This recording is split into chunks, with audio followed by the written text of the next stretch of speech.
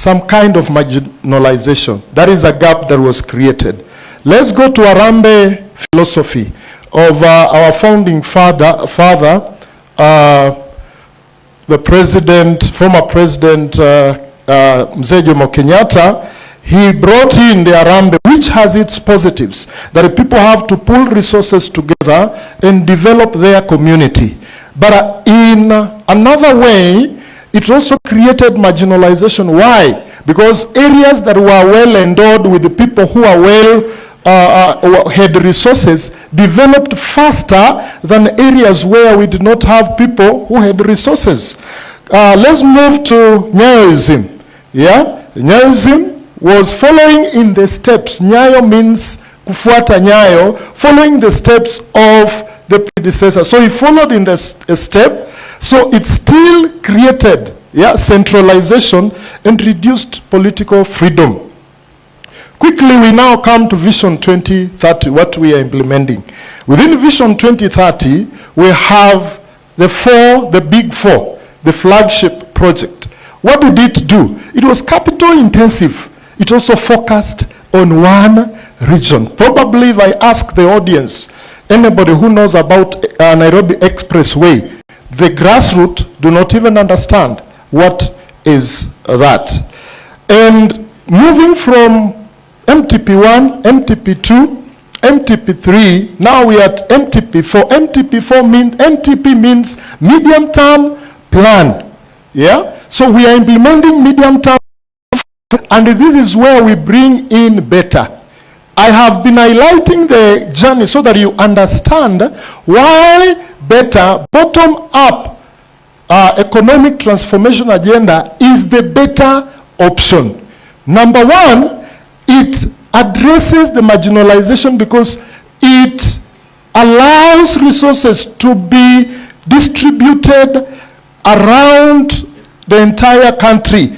Case in point, Your Excellency, yesterday in Busia here, I presided over sensitization activity on Nyota project, National Youth Opportunity Towards Advancement. And instead of concentrating the 5 billion that we received from World Bank in one project in one region, it has broken it down into pieces. 50,000 shillings, identifying 70 youth in every ward. That is a demonstration that better is the better option, and it supports devolution. If there is anything, Your Excellency, very transformative governance milestone that we have had since independence is devolution. Devolution is implemented through the counties. Better is pushing resources kule mashinani, and mashinani is found within one county or the other. Therefore, having said that, Your Excellency, within our planning department, we have gaps. When we sat down the technical team to do analysis, we found 3 key gaps that we are trying to address today. Number one, fragmentation in terms of planning. That lack of cohesion. You find that the plans at the county and the plans at the national level, sometimes they're not speaking to each other. Yet this is one Kenya, one nation, one plan, one agenda. So therefore, we thought it wise. It is important to build capacities of our planners. And how do we do it? We have to take it down to the grassroots. And the grassroots we have started with is the county director of planning. At county level and at national level, we train them as trainer of trainers, so that to spill this training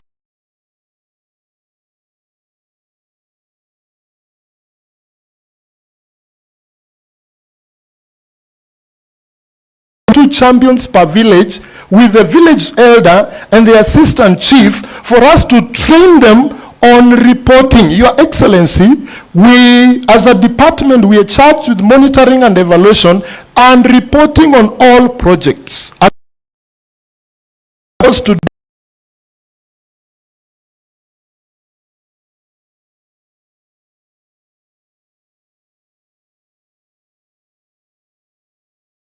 that we use the existing we have the Ngao structure, we have the county structure, down up to grassroots. Why can't we use them, train them on data collection, so that we are able to report on implementation?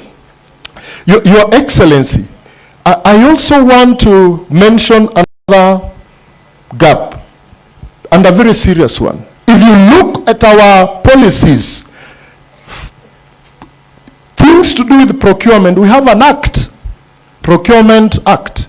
If you look at finance, we have PFM Act. But if you look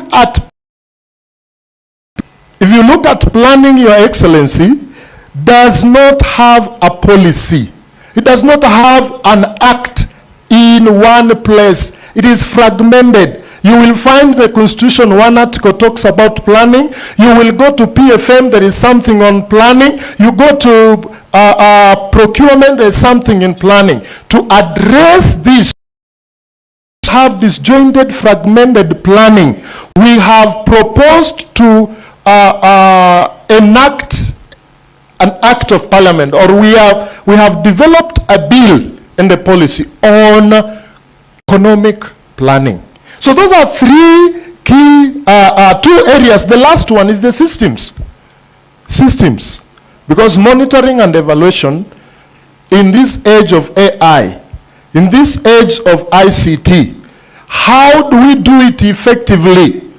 Wacha niwaulize swali.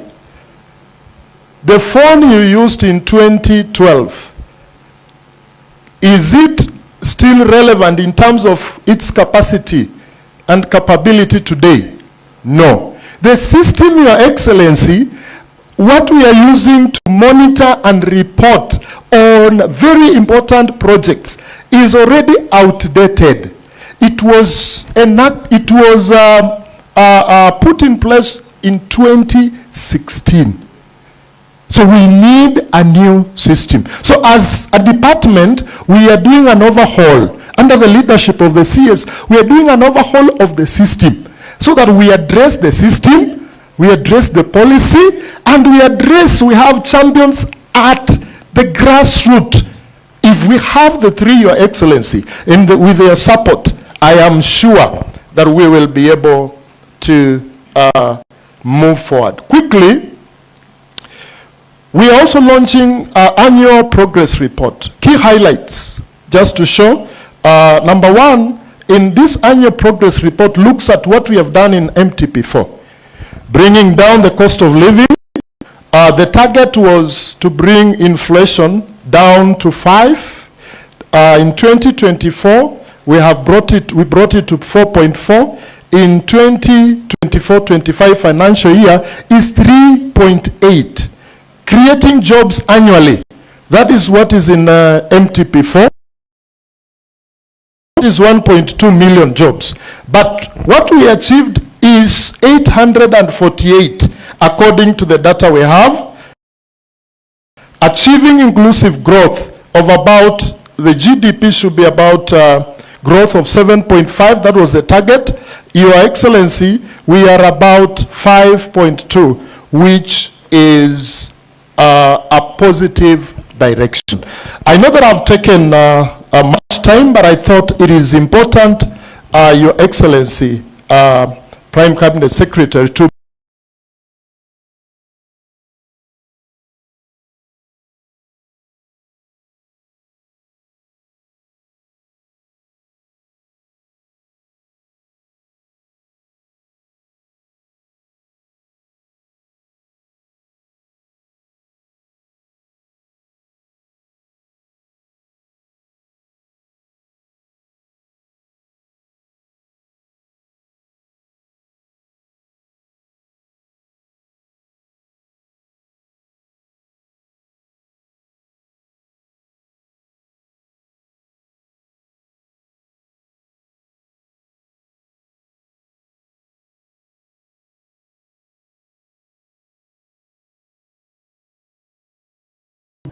starting with the State Department of Economic Planning, the directors, just to stand, if you're here, and all other staff that came from Nairobi, State Department of Economic Planning. Thank you. Wengine wako paka huko. Asanteni. Thank you. I also want to recognize the local leadership, members of parliament, and I want, with your permission, to allow one of them to come over here for a few minutes because of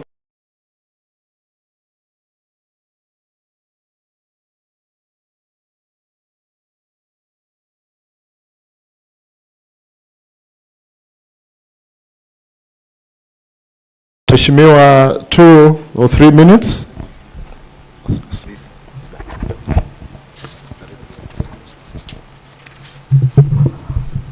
Thank you very much, our guest of honor in this occasion, the Prime Cabinet Secretary, Dr. Musalia Mudavadi, the Cabinet Secretary in charge of the Treasury, the Governor, Deputy Governor present, the members of Parliament. I want to take this chance because we are few. With your permission, just to mention the name, and then I will talk. Let me request my colleagues to come over so that they just mention their names, their constituencies, because you know we are politicians. Yes. Okay, now we have the Honorable Wanjala from Budalangi, the Honorable Geoffrey Mulanya from Nambale,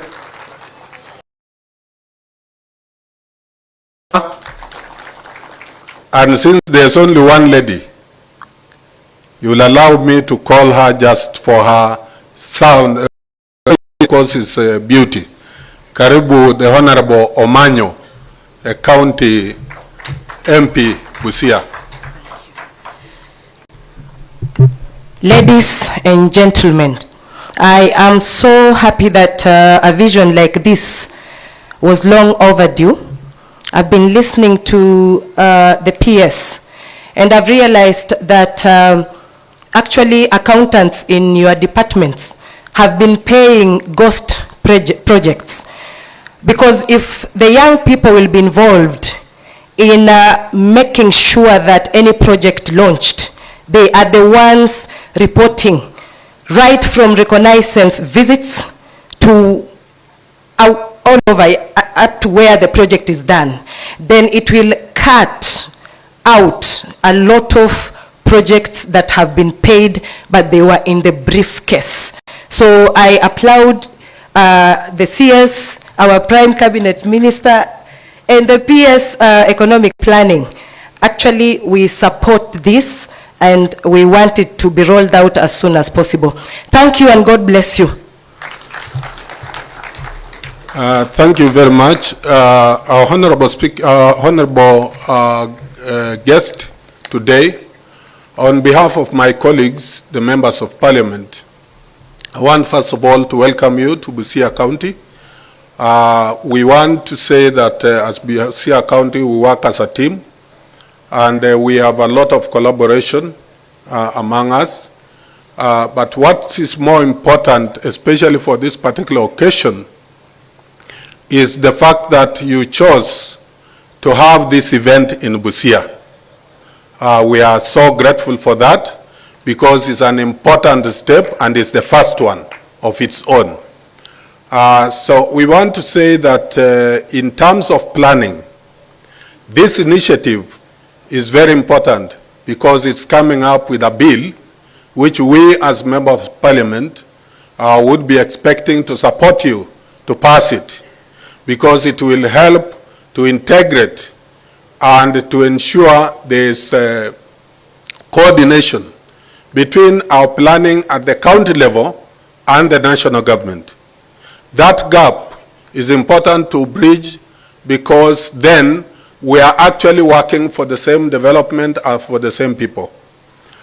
Secondly, in terms of the various plans that have been undertaken since independence, I want to mention on behalf of my colleagues that Busia County has still a big gap in terms of development. And more so, the poverty index, Busia County is one of the poorest counties given the recent figures released. And we cannot remain that way. The only thing is that there should be affirmative action, and we request that the government of Our Excellency the President William Ruto, through you, be able to take affirmative action for Busia County on various areas. One of the areas when we are doing economic planning is empowerment on the area of agriculture. And I want to say that this county does not have a strong foundation in terms of the cash crop that gives people money. Cotton, which for a long time was a backbone, failed. And I think most of the ginaries we have about 7 ginaries. We have Mulwanda, we have Nambale, we have Amukura, we have a ginary at Malakisi, at Katakwa. All these ginaries died. If we can revive them as part of this plan, we'll empower the people of Busia. I also want to touch on the issue of power. We still have a big gap in terms of power supply. Busia is one of those counties that power disappears every minute. Because we lack substations or stations where we have enough power to stabilize power. So I would wish that in this plan, even as we go forward, we emphasize on power supply in Busia County. Lastly, I want to emphasize that we have a big problem on health. The health sector is in a dilapidated state everywhere in this county. Now, the thing is, though it is devolved, there's a section, and I think affirmative action is required from the national government to ensure that we put in infrastructure. The counties alone cannot manage. So because of that, it is important when we talk of health of the people is a key thing. So it is important that this particular vision that is being launched, especially on the training through the grassroots, will be able to bring about a change. We are grateful that you are able to bring it here, and I know the participants who are here are from various parts of the country. So we are grateful that we are starting it here. Let us emphasize it, and I think our guest of honor told that at one time we had the DDCs, which was really the bottom-up planning. But then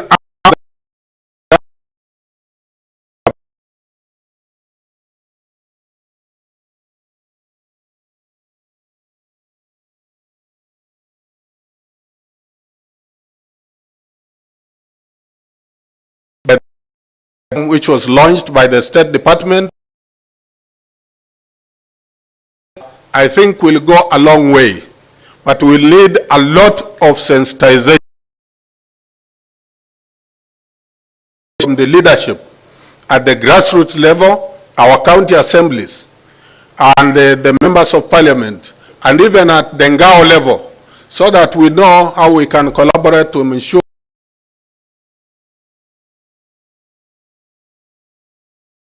put more on that area. So I want to thank you, and I want to end by saying you are most welcome again, and thank you, and God bless you.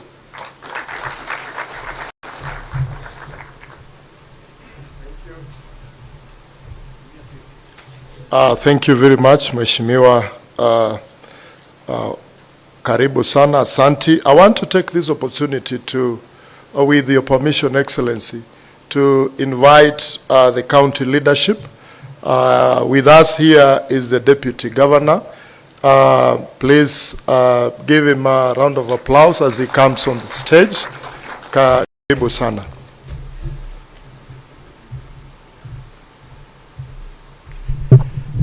our guest of honor, Your Excellency Musalia Mudavadi, who is our Prime Cabinet Secretary, CS for Treasury, FCPA John Mbadi, wabunge walioko hapa, serikali kuu ikiongozwa na County Commissioner, viongozi wote hamjambo. Your Excellency, permit me for a second. We have a lot of hosts here who have come to welcome you and to welcome this program. I have the Speaker of the County Assembly. He's here with us. If you could stand, Speaker. There's a Deputy Speaker. We have our Majority Leader. And then we have our members of County Assembly. If you could kindly stand for recognition. It would have been nice to have you all speak, but because of time we can't. Thank you very much. Your Excellency, on behalf of the Governor of this county, I want to welcome you. Tuseme karibu, karibu, karibu nyumbani. FCPA John Mbadi karibu. And Planning PS Dr. Makoha, thank you very much. Thank you for bringing this program to Busia. We are very happy to host, and we are very happy to work with the government to make sure that it succeeds in a big way. Your Excellency, one hopes, if one was to think about the challenges we have with planning, we need more skills to be able to plan better. We need more accurate data to be able to plan better. We need more skills at the lower levels so that counties can plan.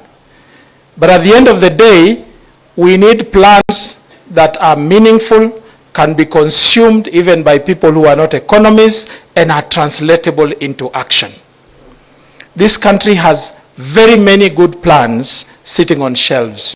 So translatability for us, if we can make that easier, if we can make that more possible, if we can make more of us down the chain able to understand the plans, we don't need to be economists because we are capable of implementing plans that are simple. One of the greatest writers, Tim Stewart, once said, the role of great leaders is to simplify, simplify.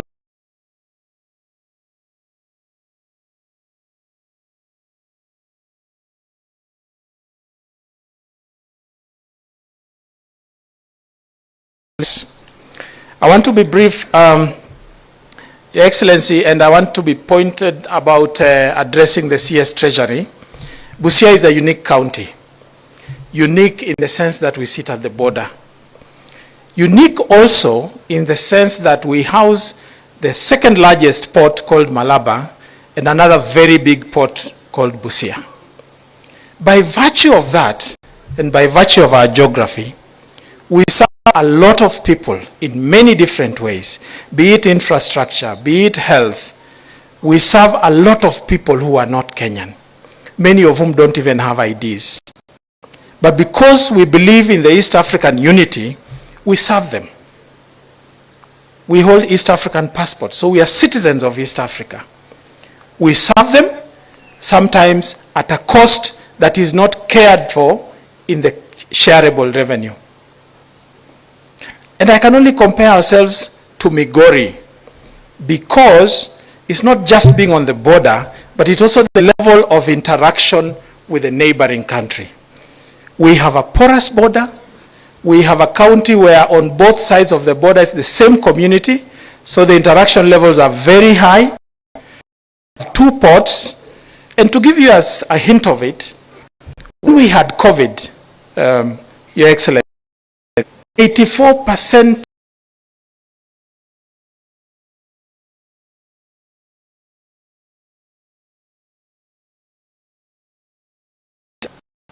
when we had mpox, when earlier in the year, Busia was the leading mpox county. Only by virtue of the fact that we house these 2 ports. Mombasa took over from us many months into it. That asks for resources.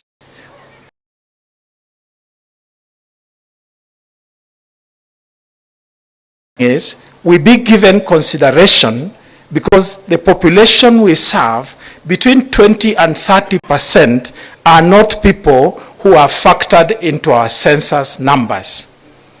And therefore we need to have special consideration. I said we can compare to Migori, the other border counties, but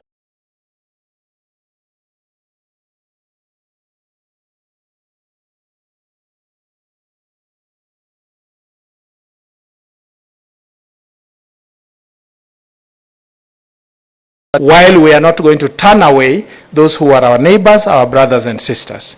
Thank you very much indeed. Do I invite the CS?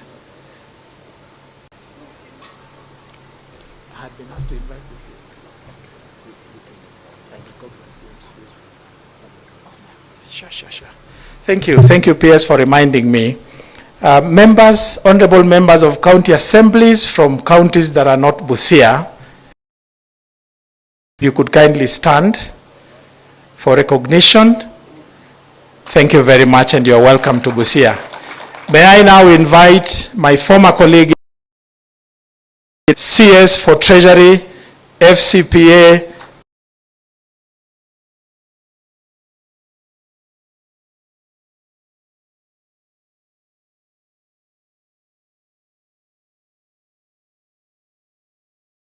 Thank you very much. Your Excellency, the Right Honorable Musalia Mudavadi, the Prime Cabinet Secretary of the Republic of Kenya, Dr. Boniface Makoha, who is my Principal Secretary, State Department of Economic Planning. On behalf of the Governor, Busia County, I want to recognize also my brother, former colleague in Parliament, Arthur Odera.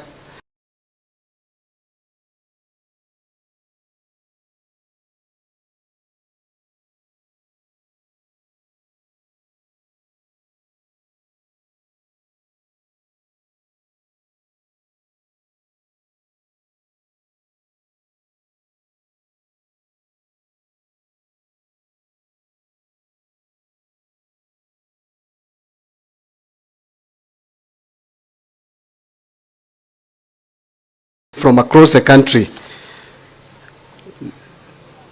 the leadership of Ngao, thank you very much.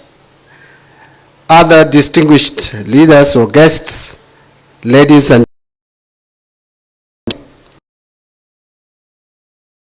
some remarks, but allow me, Your Excellency, first to help my peers who has spoken to this matter, to put into context why we are here. Recently, I see this country, the times that I can clearly recognize that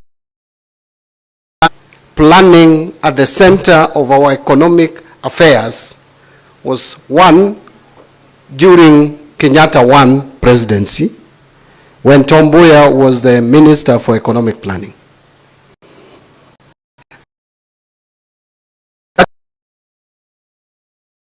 We had Minister for Economic Planning, and also when we Wycliffe Oparanya in that ministry. At times, economic planning has been a footnote.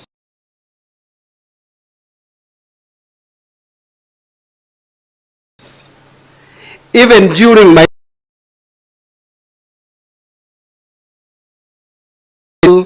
we deliberately took steps with my new peers to make sure that we economic planning as an integral agenda in the management of our finances. And so what are we trying to cure with this conference? What we are trying to cure is four things that we are targeting. Today, the planning is disjointed and fragmented. We have the national government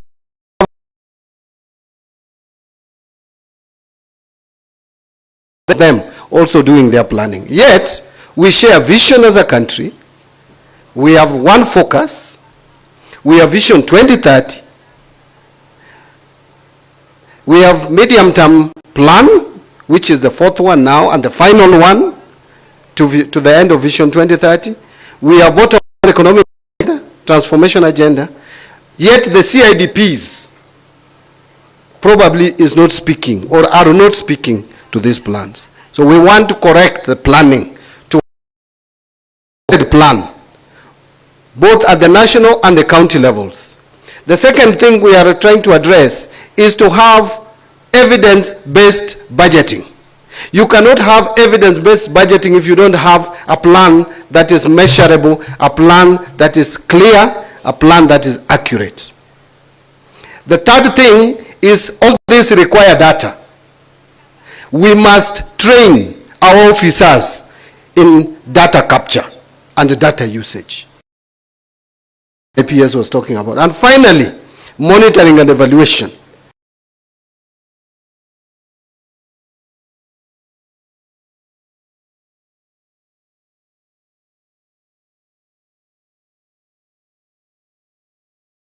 To spend can only have value if we are able to monitor this process, to engage with the county government officials. We are going to work with the county planners and policymakers, people from the offices of governors who are going to be identified. We are going to deal with the chairs of county assemblies who are responsible for finance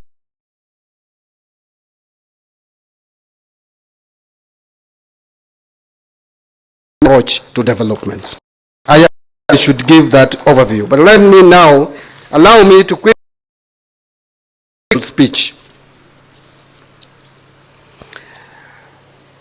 Ladies and gentlemen, Article 43 of the Constitution of Kenya, 2010, can be said that it outlines the social contract that the government has with the people.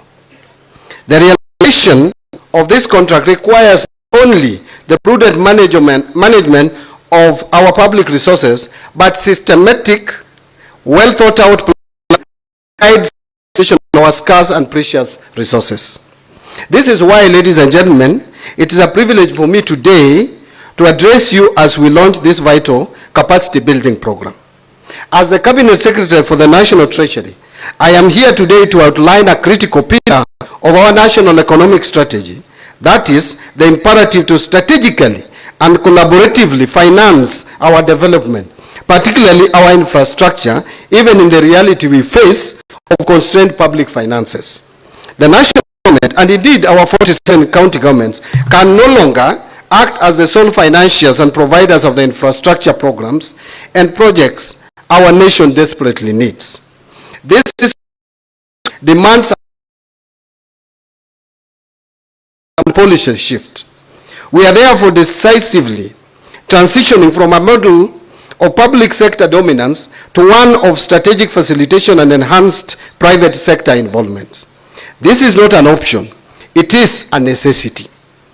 With the rapid urban growth and evident financial constraints, we must embrace alternative strategies with urgency. Infrastructure provision must now be a shared responsibility, a genuine partnership between the public and the private sectors. However, a consistent challenge in forging this partnership has been the lack of standardized conditions across our counties, which creates uncertainty and impedes the mobilization of project financing. To address this, we, the National Treasury, through our Able State Department for Economic Planning, are proposing concrete measures to enhance our system. This includes integrating an efficient, standardized negotiation framework into the planning approval process and actively diversifying our infrastructure delivery methods. Ladies and gentlemen, we are championing win-win public-private partnership models, such as build, operate, and transfer, and private finance initiatives, alongside innovative solutions like securitization. A key factor or driver of these innovative approaches is the need for clarity of purpose, even in the face of our diversity. The goal of our proposed integrated planning approval system is to create a more predictable, transparent, and equitable framework for infrastructure cost distribution. This clarity will attract private sector actors. The role of the private sector is no longer supplementary. It is central to enhancing efficiency, accelerating delivery, improving standards. Our key proposed solutions are clear. We must leverage the planning framework to enable the recuperation of cost from direct beneficiaries where appropriate. We need to work with county governments to seriously consider privatization schemes that bring both financial relief and operational efficiency, and we must insist on pricing policies that reflect the full life cycle cost of infrastructure, including environmental impacts. This approach is not just about building roads and water systems. It is situated within a much larger continental context. Africa's immense potential is at serious risk because of near-term challenges that climate change will make more severe. We have the youngest and fastest growing population in the world, which is a driver of growth, but also a significant political and economic pressure if we fail to create opportunities. And I think you will agree with me that what we witnessed last year is a clear testimony to what I'm speaking about regarding our youthful and very impatient population. Our entrepreneurial ecosystem and the power of digitization offer pathways to innovation and sustainable development. An agency to tackle deep-seated vulnerability and inequality. The current international financial system is failing our continent. Private capital remains inaccessible for transformative projects. Our domestic financial markets are underdeveloped, and sovereign debt levels are unsustainable for many countries. In response, our strategy over the medium term is to deploy catalytic intervention that responds to these challenges by accelerating private investment. We have identified key tools and focus areas to achieve this.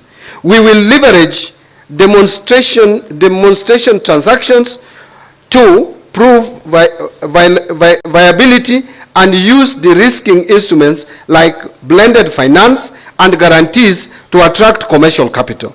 We are focused on developing targeted investment vehicles such as green bonds, climate funds, and SME funds to channel capital effectively. Guests of honor, sir, our strategic interventions are focused on 6 key areas that present the greatest opportunity for an unlock in investment. One is energy transition as a major capital unlock for large-scale private investment. The second one is adaptation finance to build viable business models and reduce reliance on scarce public funds. Number 3, finance for small and growing businesses to create jobs and stimulate innovation. Number 4, sustainable debt management. This will help us to address sovereign debt distress and the high cost of capital.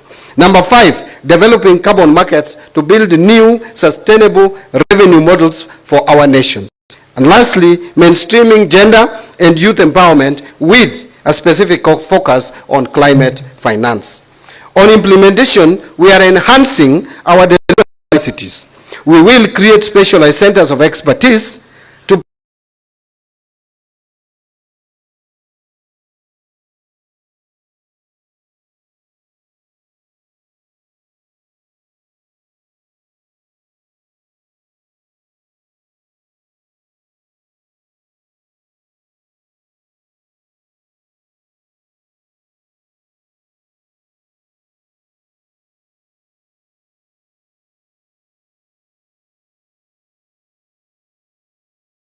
this entire endeavor. We are elevating our risk and internal audit functions to ensure rigorous.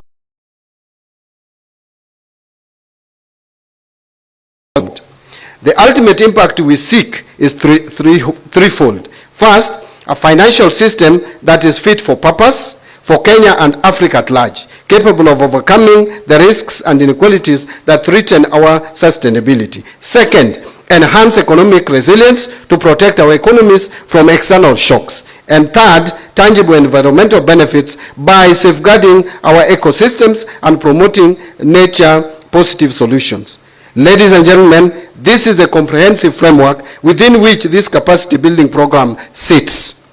The skills you acquire here in integrated planning, evidence-based analysis, and the nuances of innovative financing are the very skills needed to operationalize this vision at the county level.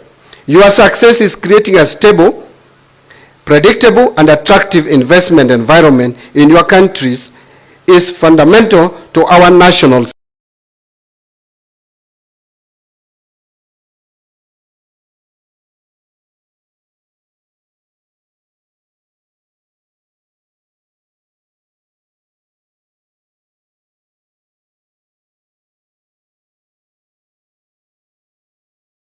springboard for a new era of cooperation. Let us work together to build a Kenya where strategic public investment unlocks massive private capital, where country cohesive national vision, and where our collective action builds the infrastructure that will power our prosperity for generations to come. As I conclude, that is taking Kenya forward, that will make Kenya join those middle income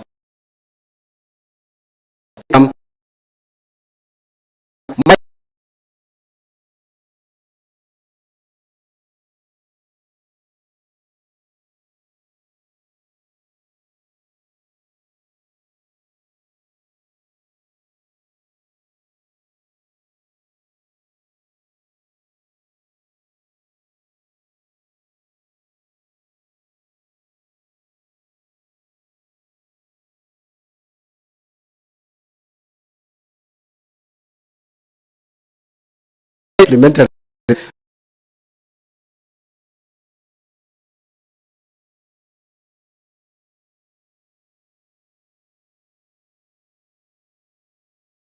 Possibly get opportunity to meet with members of county assemblies just to hear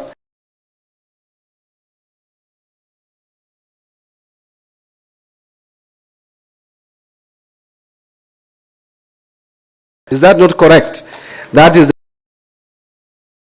coming. I don't want to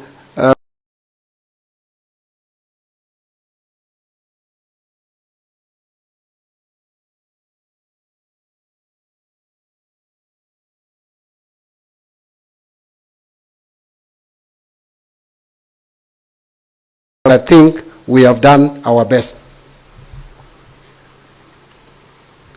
So allow me, because Senator for Vihiga is here, who also happens to double as deputy party leader of my party. You know, I resigned, Your Excellency, unlike you who left ODM. I resigned from being chairman of ODM, but I'm still there. I'm still just there as a member. So he's now my boss in the party. I'm told Senator is representing the Speaker of the Senate, Amason Kingi. So kindly come forward, give your remarks, and then I will now ask you not to call me again, just to invite the chief guest to save time. Thank you very much, Karibu, Senator Osotsi. Hapa kuna makofi. Asanteni sana. Thank you very much. Karibu, Senator. Thank you very much. My name is Godfrey Osotsi. I am the Senator of Vihiga County. I'm here to represent the Speaker of the Senate, who is committed here in Busia. As you are aware, we are doing our Senate Mashinani in Busia, and it's quite a lot for the Speaker. So he asked me to come and present his speech, because a planning docket happens to be one of my key roles as the chair of county public investments and special funds. So I will go straight to the speech of the Speaker. Honorable Wycliffe Musalia Mudavadi, EGH, the Prime Cabinet Secretary, Honorable John Badi Ngongo, the EGH Cabinet Secretary and National Treasury, Honorable Ahmed Abdullahi, EGH Chairperson, Council of Governors, Honorable Paulo Tuoma, who is represented here by the Deputy Governor, Busia, governors, members of the National Assembly. I have seen Honorable Emase, Honorable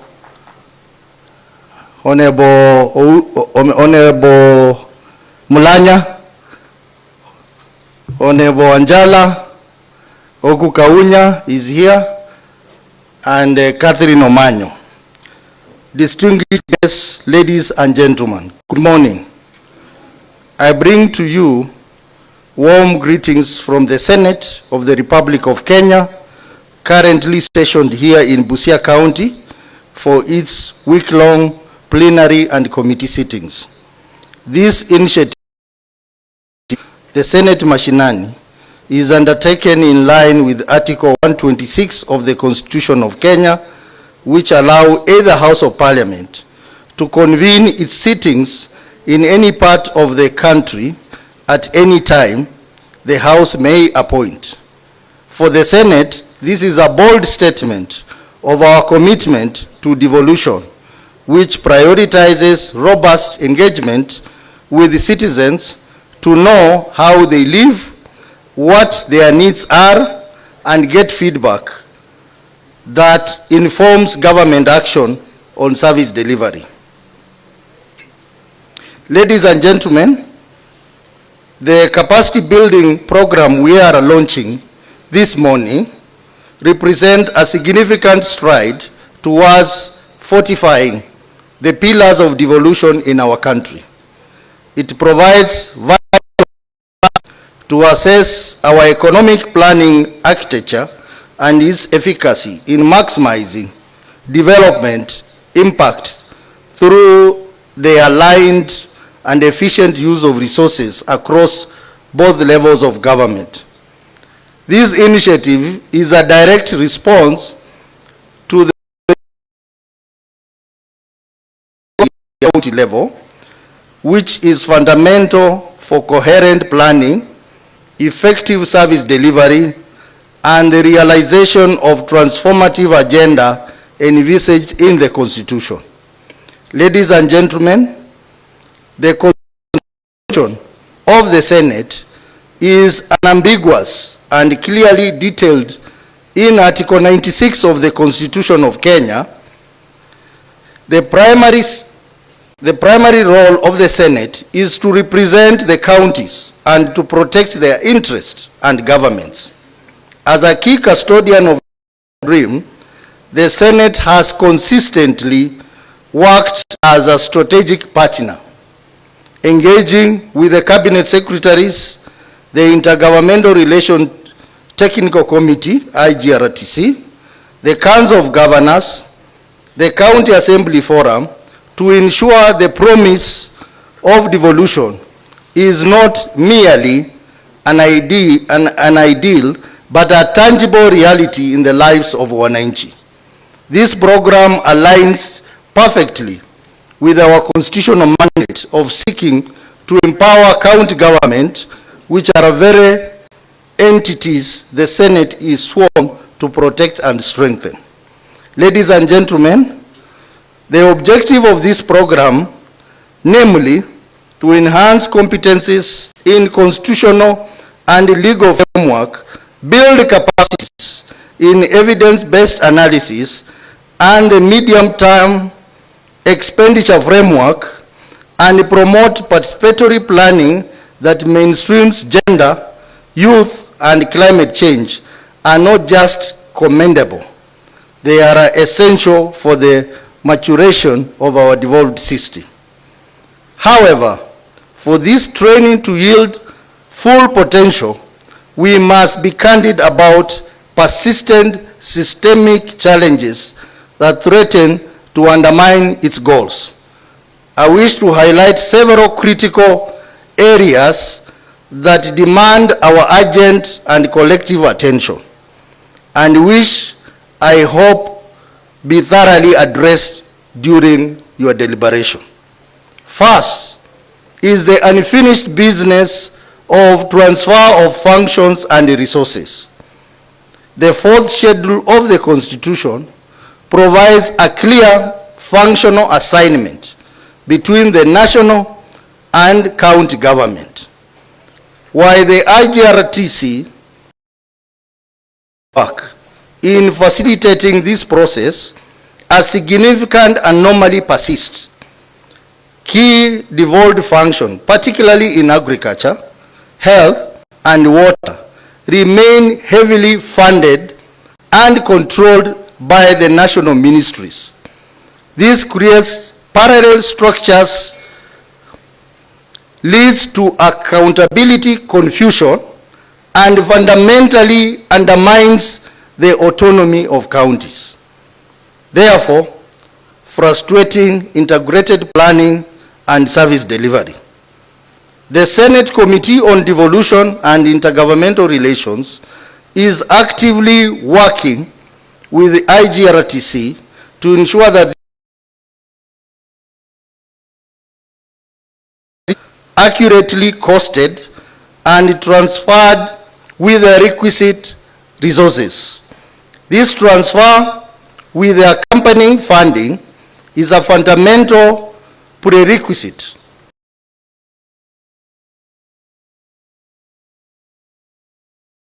Secondly, the specter of pending bills continues to haunt our counties, threatening their financial sustainability and crippling small and medium enterprises that depend on county government for survival.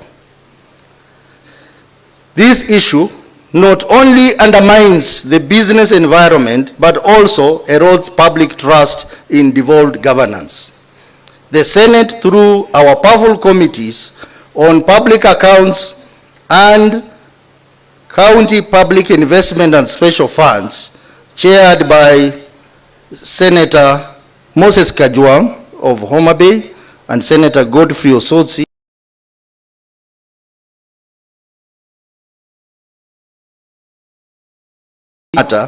in collaboration with the National Treasury, the Controller of Budget, and the Auditor General. We urge all governors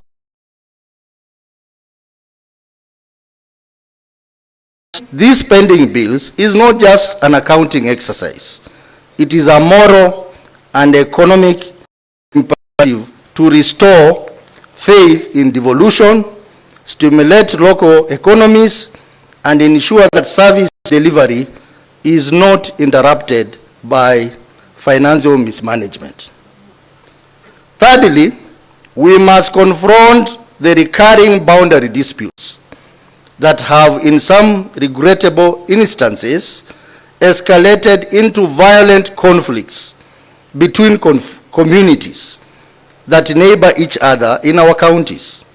These disputes, often rooted in historical land issues, resource competition, and ethnic rivalry, destabilize regions and divert precious energy and resources from development activities. I am glad to note that the Parliament, Senate, has passed the County Boundaries Bill, Senate Bill number 6 of 2023, to provide a lasting legislative solution to the boundary disputes. This bill seeks to give full effect to Article 188 of the Constitution by establishing an independent county boundary commission.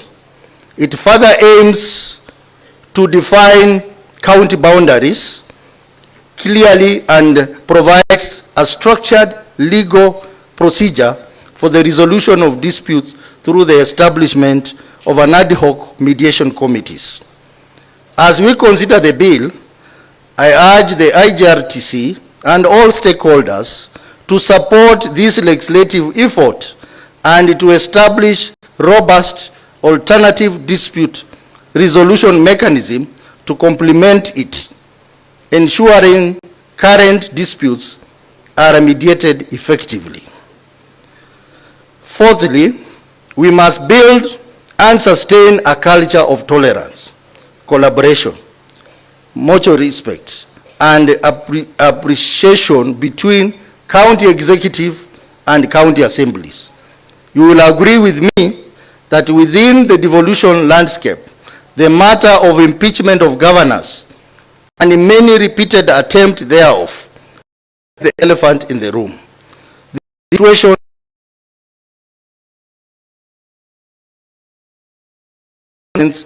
and for devolution. It is a fact that whenever the Senate is called upon to arbitrate, and irrespectively of the decision it renders, there is always an aggrieved party that feels that justice has not been served. The Senate, however, remains diligent in the discharge of its mandate and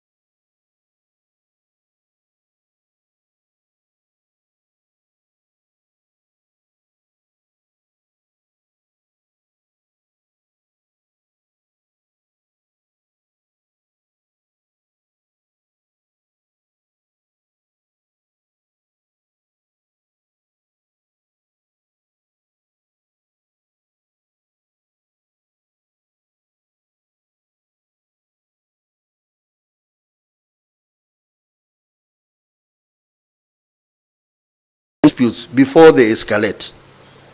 Ladies and gentlemen, beyond addressing the immediate challenge highlighted above, we must also build a more proactive, cohesive, and predictable framework for the future of intergovernmental relations. To this end, the Senate, through the Committee on Devolution and Intergovernmental Relations, is currently engaged in a comprehensive review of the Intergovernmental Relations Act 2012.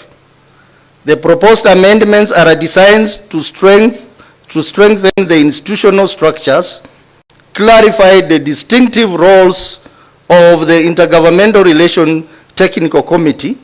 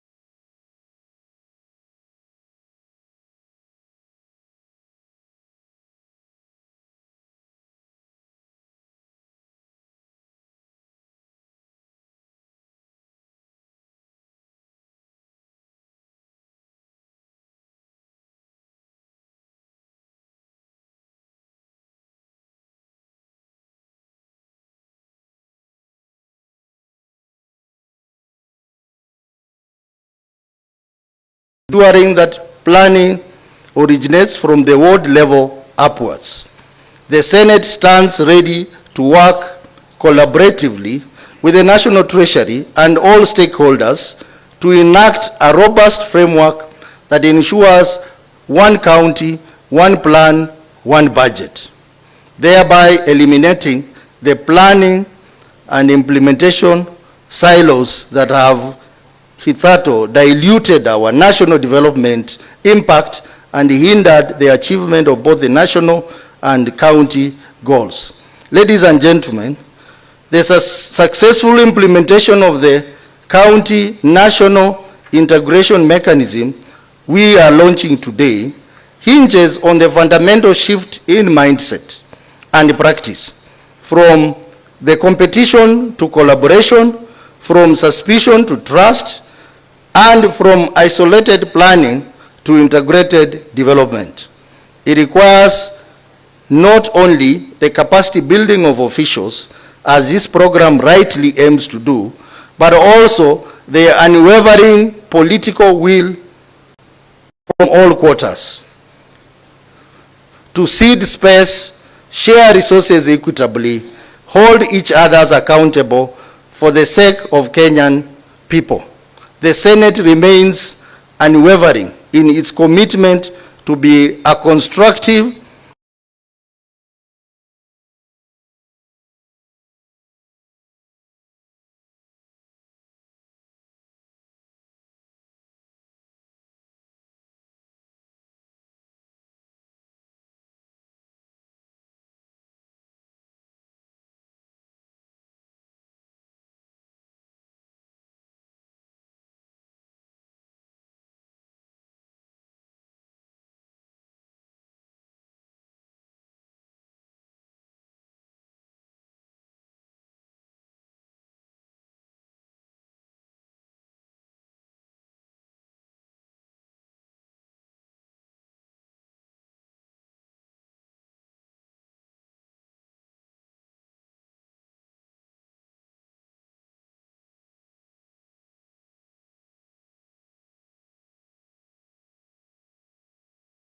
levels and branches of government, we all share one common sacred purpose: to honor the trust bestowed upon us by the people of Kenya and to realize their legitimate aspiration for a prosperous, equitable, and truly devolved future.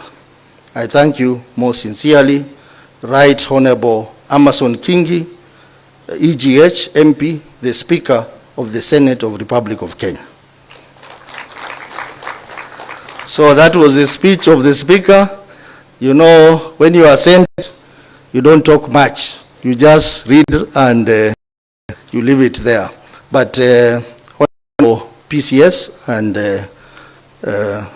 Waziri Mbadi, just allow me to say one thing, that both the levels of government, national and county government, we are all to blame for the planning challenges that face our counties.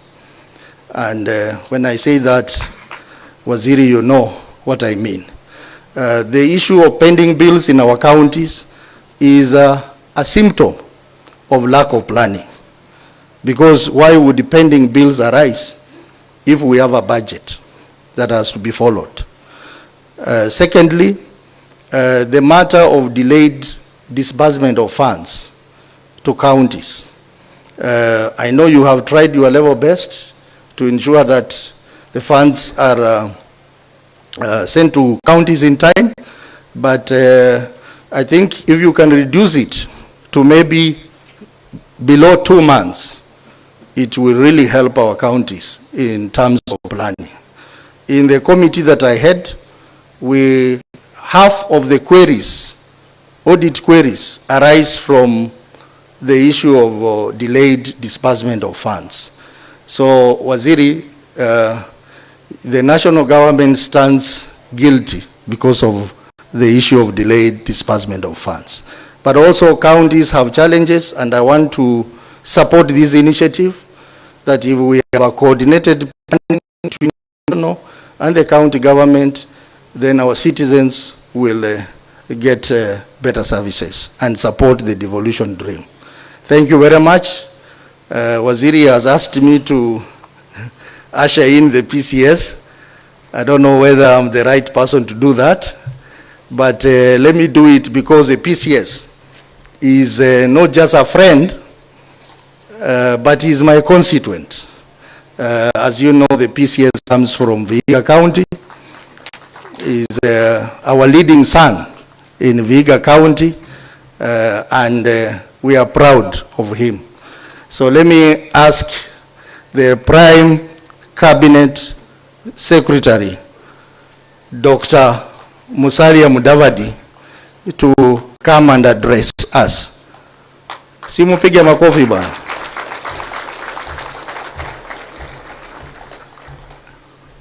Asante sana. Thank you. Thank you. Yeah, please be seated. My friend Godfrey Usozi didn't want to say that I was one time his party leader. But it is true, I'm his constituent in Vihiga County.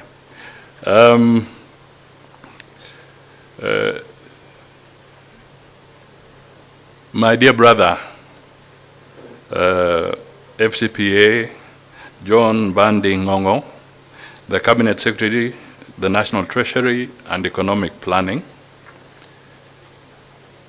the leaders of Parliament who are present here today, the Governor Paul Nyongesa, represented by his deputy, the Honorable Arthur,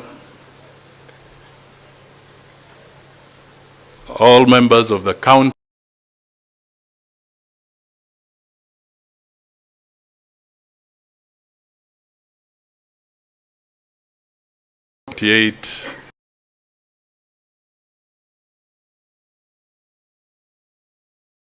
so many other counties represented in this room. And if I may just request the ones who are not from Busia, if you could just stand so that we acknowledge you properly. Thank you. Thank you. So, distinguished representatives of development partners, the Ngao team, ladies and gentlemen, good afternoon. I'm delighted to be here with you to officially launch the capacity building program for county governments on economic planning and strengthening national county integration mechanisms. The rich diversity of stakeholders represented in this forum, who include the government and county officials, development partners, civil society, and potential beneficiaries of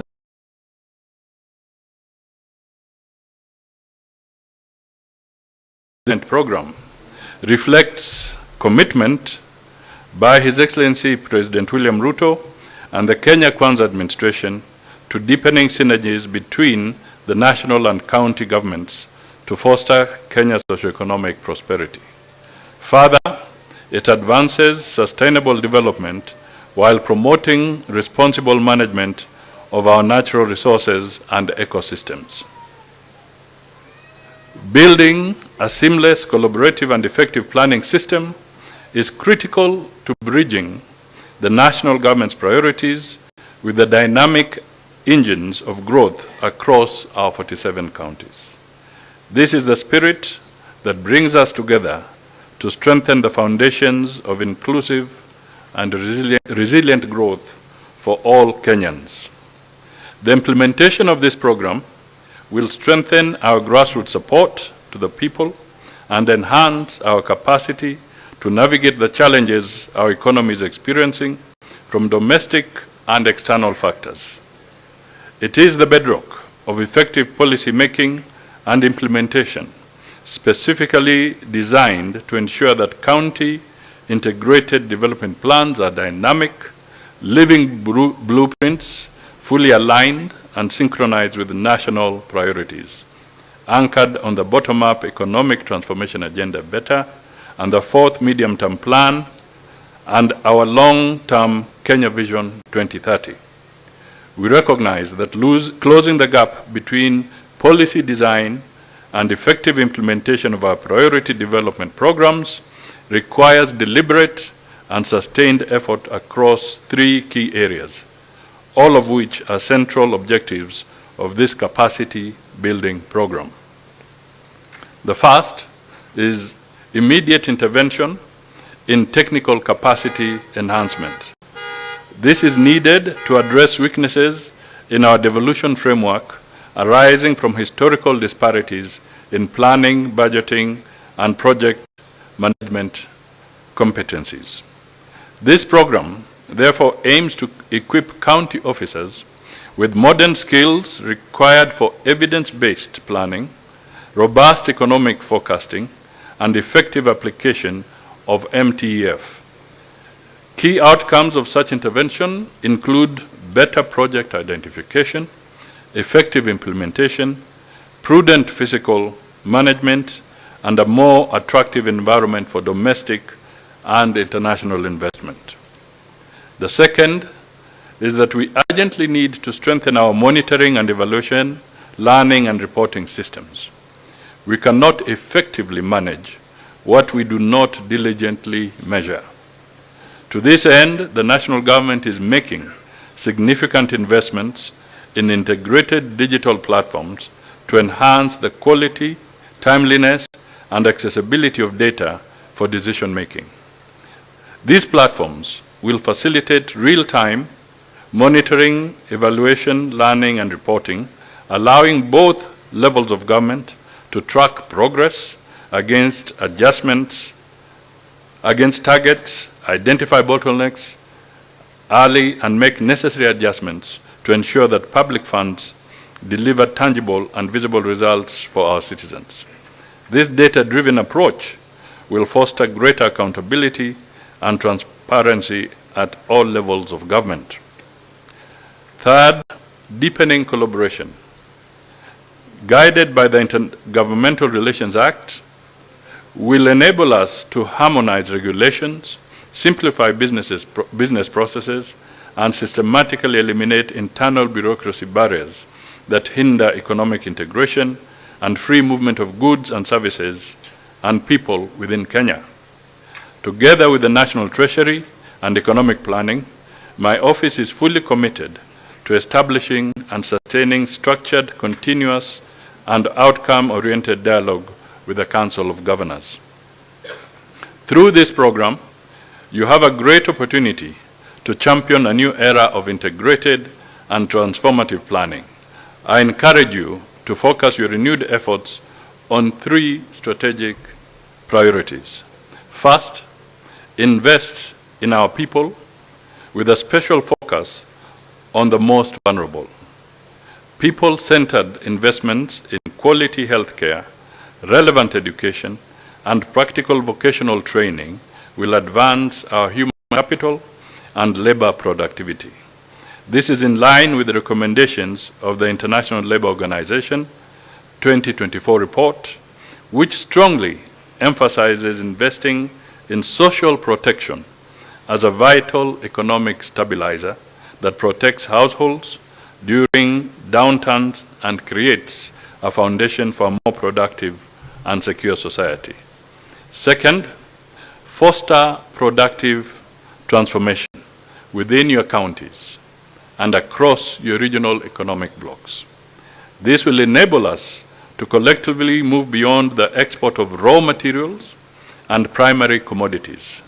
Your planning processes should actively identify priority value chains based on the comparative advantage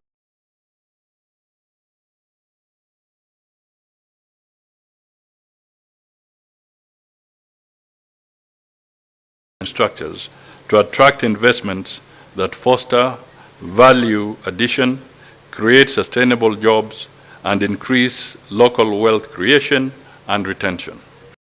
This is core to positioning our rural economies to contribute to Kenya's industrialization journey. Third, embrace climate-smart planning. Integrate climate planning action and resilience into every aspect of your county planning, from agriculture and water management to urban development. Sustainable agriculture, renewable energy, and green urban development strategies will enable us to build a green economy, which is an essential prerequisite for our economic resilience and long-term survival. Let me assure you of the government's commitment to a stronger dynamic partnership with the county governments. As key stakeholders, we are taking a vital step, renewing our commitment to work together in this transformation journey for a more prosperous Kenya. Let us envision Kenya where the national and county governments clasp hands in unbreakable unity, marching forward as one indomitable force in service to the great people of our republic. We look forward to a future of turning the dreams of our youth into realities, the labors of our farmers into abundance, the innovations of our entrepreneurs into global triumphs, and where every citizen in every village and every town will experience measurable dividends from the implementation of better priorities at national and devolved levels. My dear brothers and sisters, let me just take an extra 3 or so minutes to flag a couple of things. First, I just want to perhaps emphasize something that is not so apparent and it may have been missed out. One, as I commend my brother Mbandi at the Treasury, there are some things that perhaps are not well appreciated. I can stand here confidently and say that the national government has really stepped up in remitting the money to county governments. Right now, it's only September that is pending. So, my dear brother, the senator, as you blame the county government and as you blame us, please give us accolades where it has been done well. And Mbandi has been very forthright in ensuring that the long protracted delays of remittances of the shared revenue does not recur. So we want to commend the National Treasury and everybody who is involved so that this is hastened. And I'm sure the September portion will be released, he says, in fact, next week, which is a very good sign. The other thing I want to point out very quickly is that the true strength of devolution or a county will actually manifest the day our counties will be raising more from their own source revenue than that which they expect from the national. That is where the true independence of the counties will come from. Why have I picked on that point? I've picked on that point because I would like to draw your attention, not just here in Busia, not just here in Western Kenya, but nationally. The truth of the matter is this: several counties have abandoned working on their own source revenues and are becoming totally dependent on the national share. So who is undermining the independence of counties? Is it the national government, or is it those who are in counties but they have decided to slacken on their own source aspect? And the data is there with the Commission of Revenue Allocation. Please go and look at it. It's a public document. You will realize that the percentage of on-source revenue that is there, in some instances, has become less than what used to be collected when there were councils. And I speak because I've also served as a minister for local government. I've had the benefit of serving about serious laxity that needs to be addressed. Otherwise, you are going to be dependent on the national government. And let us face it, it will reach a stage where he who pays the piper calls the tune. So if county governments want to have that, please pull up your socks. And I'm not speaking only to Western Kenya, I'm speaking across the board to the 47 counties in our country. Let us do something about it. Let me pick up another very important issue. The issue of data. You know, in terminology, we always talk about data mining for those who are in the computing world and so forth. You mine what is valuable. Go and mine what is worthless. Now, as a politician, people sometimes say, oh, now hakuna haja ya ngao. Wengine wanasema hakuna haja ya hawa jamaa siku hizi. You have to find your space and your own relevance. People will take you seriously when they know you have something of value.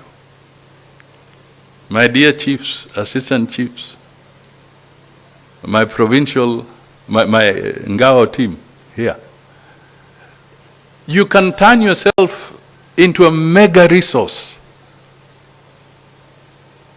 by just ensuring that you are a primary source of data, credible data, hygienic data.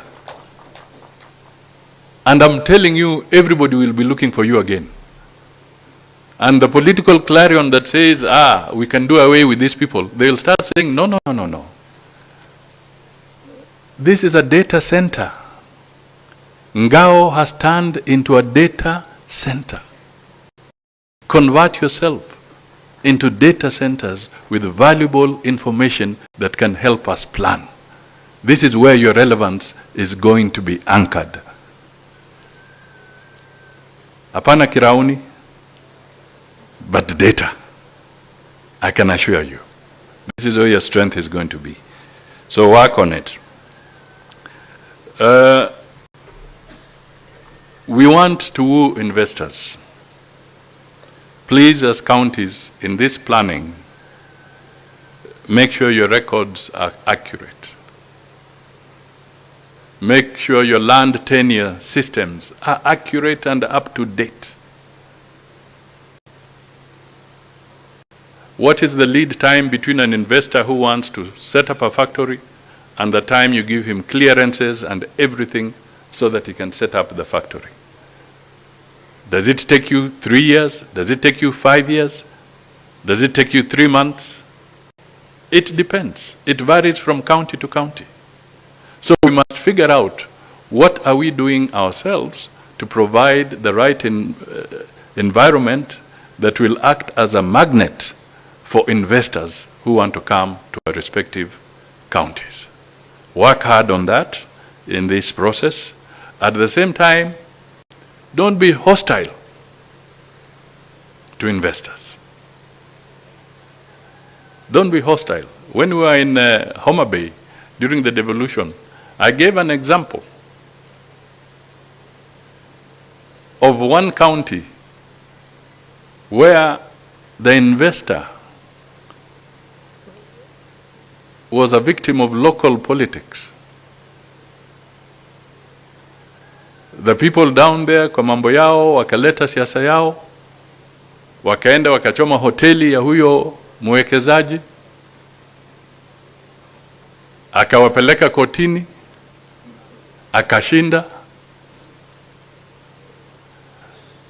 They couldn't pay, they are not able to pay, but they created a national crisis because now huyu rafiki yangu Mbandi is left with a bill to pay the French investor who was destroyed and chased away by very petty local politics, to the extent that it has become a national issue between the government of Kenya and the government of France. Please treat your investors with dignity, obey the law, follow the law, and that will help and make your county attractive. Lakini tukiwa watu kama wanasiasa zingine wanasema pana, unakata tu, unapita tu, pita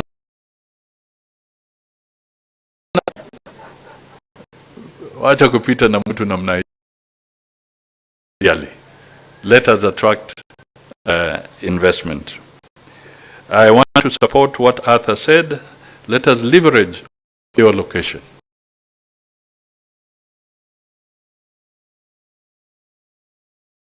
Migori up to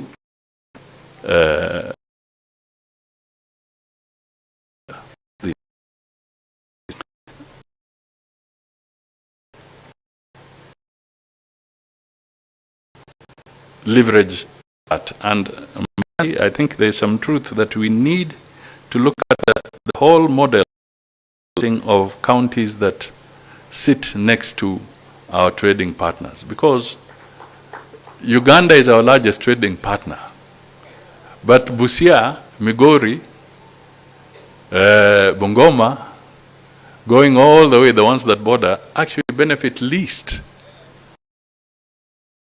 the revenues that emerge from that partnership with our neighboring countries. Let's see how these very good people who bought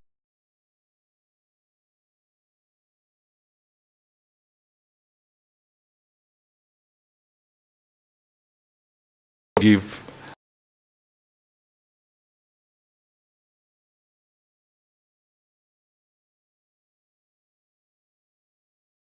anybody behind.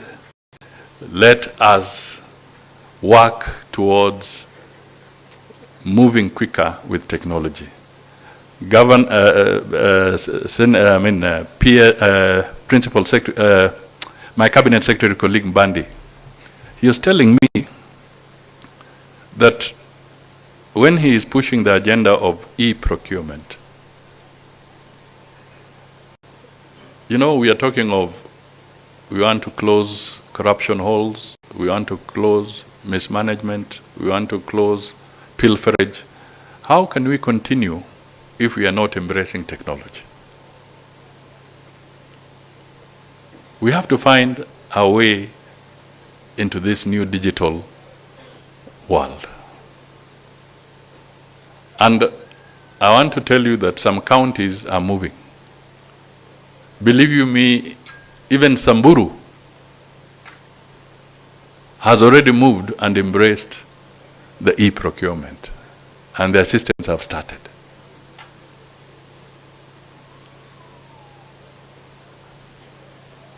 So it's not about certain things, it's about, do we want to embrace or not? I don't want to ask questions about Busia, Kakamega, Bungoma, Vihiga, but Busia is doing well. I hope Bwana PS Makoha, perhaps, na musitoroki, unajua hii ni program yenu. Tukiondoka na Mbandi, tafadhali musiende, kwa sababu the training is supposed to be for you. And the minister has planned it so that it will run for a week in all these counties. This program is going to be, so it's very important.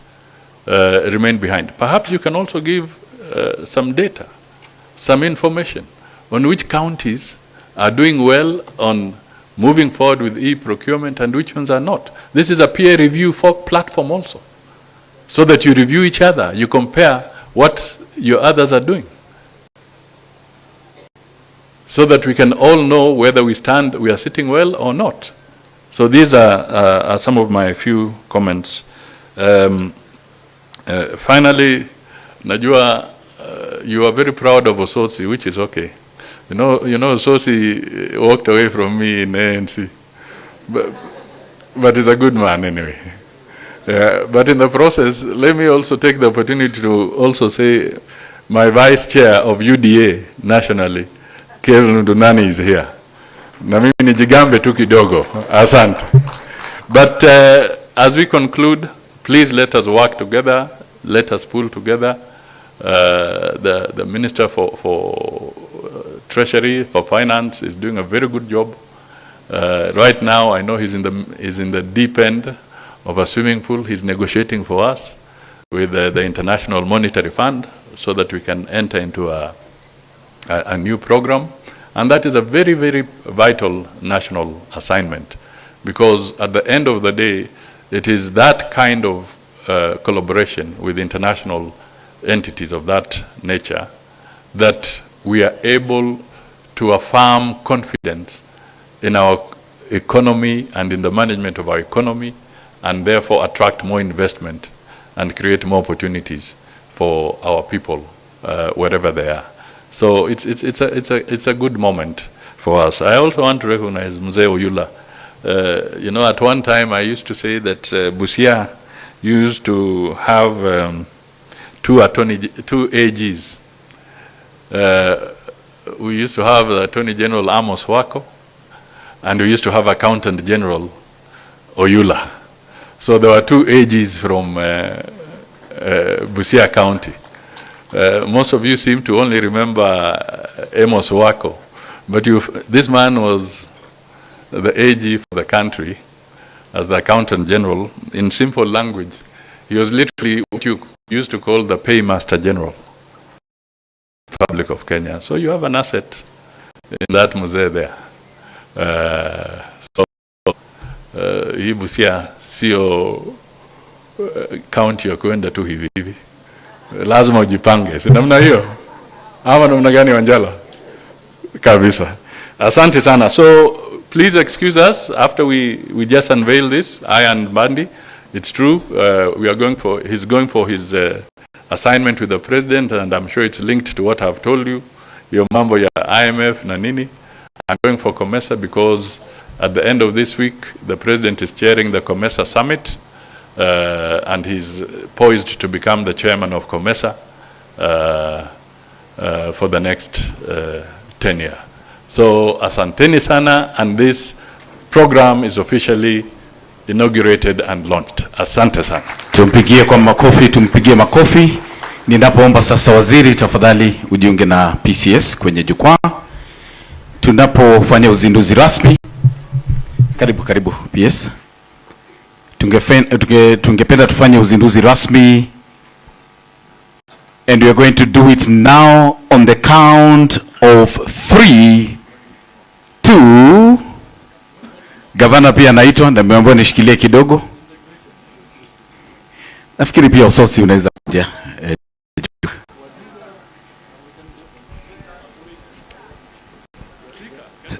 Speaker ameitwa na MCS wake na kawa wanampenda sana. Probably, Your Excellency, one representative from National Assembly.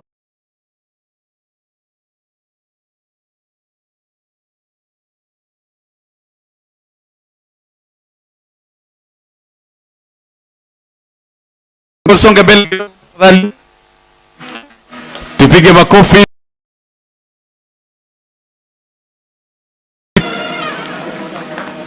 There we go. Sasa kusimama tukiangalia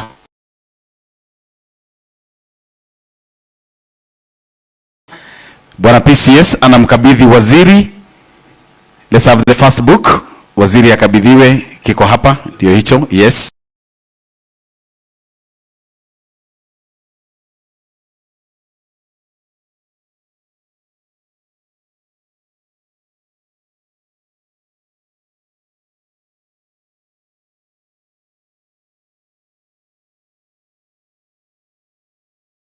Simama nacho tafadhali, simama nacho waziri. Simama na kitabu. Kitabu cha 3 kitakwenda kwa Deputy Governor wa Busia. Na Bwana PS, naomba pia uwe na kitabu chako. And then the rest kindly move kidogo so that we get a photo here. Your Excellency, we request a photo session here. Here at the center. Karibu pande huu, Your Excellency.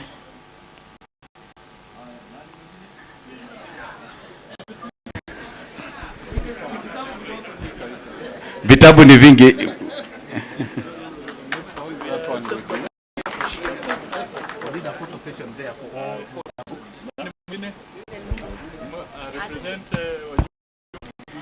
The PCS is generous enough to give to any aspect.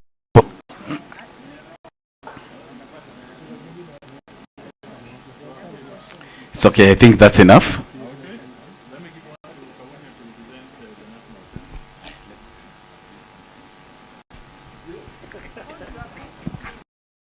Hold your books and come here for a photo session, kindly. Let's do a photo session here. A straight line. Wapi makofi, vitabu vinapendeza kweli kweli. Thank you. Now I request everyone else to fall out except the CS and the PS to flank the PCS for one more photo as we finish.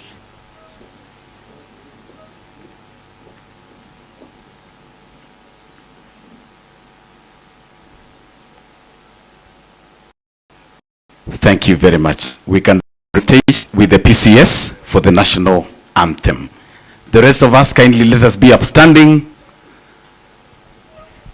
But just